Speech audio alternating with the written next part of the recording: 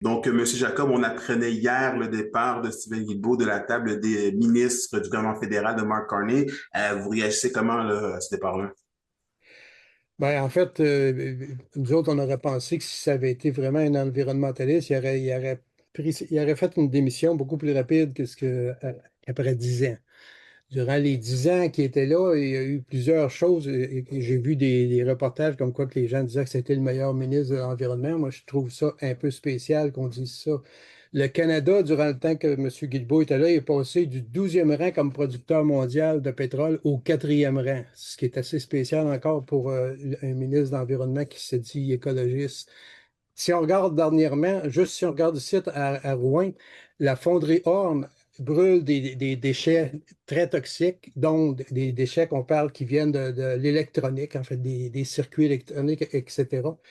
Et il y a eu, à l'international, il y a eu une grande entente pour renforcer le contrôle des importations de ces déchets électroniques dangereux. 190 pays ont signé et le gouvernement du Canada, Stephen Guilbeault, a refusé de signer ça, encore une fois. Fait que pour moi, c'est pas ça que j'appelle le meilleur ministre de l'Environnement. C'est pas ma définition. Peut-être que d'autres mondes qu'on a entendu parler, eux autres trouvent que c'était le meilleur, mais moi, c'est pas ça que je vois.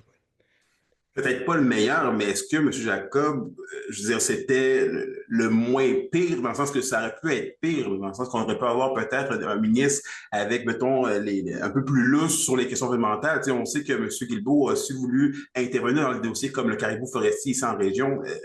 Il y a quand même relativement un travail qui a été fait, non? En fait, il y a eu, encore une fois, il y a eu un projet de loi qui a dit, ben là, nous autres, on va créer des grands espaces pour protéger le caribou. Mais encore une fois, il ne s'est rien passé. Puis, puis ce qu'il nous a dit en cours de route, ben là, on permettrait les projets d'exploitation minière si c'était des métaux stratégiques dans ce territoire-là. Tu dis, en fin de compte, on va protéger le territoire, de ne pas le couper, mais on va installer des mines à ciel ouvert qui vont se faire dans ce territoire-là. Moi, j'ai de la difficulté à croire que quelqu'un a une grande volonté et en allant à l'encontre de ce qu'il nous dit dans ses discours. Moi, je l'ai connu comme écologiste quand il a débuté, puis il a monté la tour du CN, le gars avec des grandes paroles, puis son dossier principal était les gaz à effet de serre. Ça a toujours été son dossier principal. Puis ce que je viens de vous nommer là, j'ai trouvé ça dans l'espace de 5 minutes en faisant une petite recherche rapide. Je serais capable de trouver probablement une vingtaine d'exemples de même où, dans le cas des gaz à effet de serre, on s'en va dans la mauvaise direction et lui, il a permis ça. Est-ce que c'était juste sa volonté ou bien parce qu'il suivait les ordres? Mais le résultat est le même. Le résultat, c'est ça. Fait que pour moi, c'est pas ça un grand ministre. S'il aurait dû faire comme un ministre en France a fait au bout de 5, 6 mois, il s'est aperçu qu'il n'était pas capable d'aller selon ses convictions, ben dans ce temps-là, tu démissionnes. Il a toffé 10 ans en faisant ça. Puis même, il a voté pour Mike Carney qui a dit que lui, il va éliminer la taxe sur le carbone, alors que c'était lui, Stephen Guilbeault, qui avait mis ça. Puis il vote pour le gars qui dit qu'il va l'enlever. Puis il l'a enlevé aussi. Fait que, tu sais, puis M. Guilbeault, là, il vient de démissionner, mais il dit, je reste ministre, là. Pourquoi? Parce que la pension va être meilleure s'il reste plus longtemps. Parce que je vois pas trop de raisons pourquoi il reste là maintenant.